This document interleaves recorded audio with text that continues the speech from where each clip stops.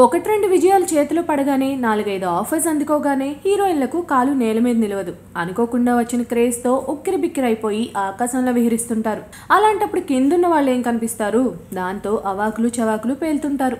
ప్రస్తుతం రకుల్ ప్రీత్ సింగ్ పరిస్థితి అంతే. టాలీవుడ్లో బ్రేక్స్ లేకుండా దూసుకుపోతోంది రకుల్ బండి.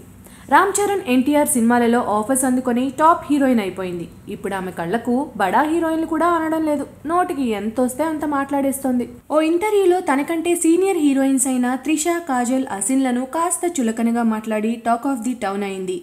త్రిష, కాజల్లతో తనని పోలుస్తున్నారని, అయితే వాళ్ళెవరూ బాలీవుడ్లో నెగ్గుకు రాలేదని, అలాంటి వాళ్లతో పోలిస్తే తనకు ఇబ్బందిగా ఉంటుందని కలరింగ్ ఇస్తోంది రకుల్.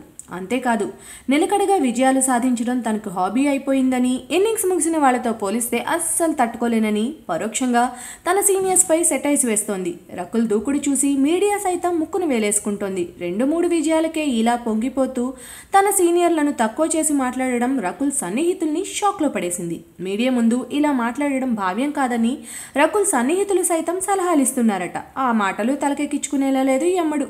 ఇది పొగరనాలో లేదంటే పొగరుతో కూడిన అహంకారంతో వచ్చిన గర్వం అనాలో టాలీవుడ్కి అర్థం కావట్లేదు.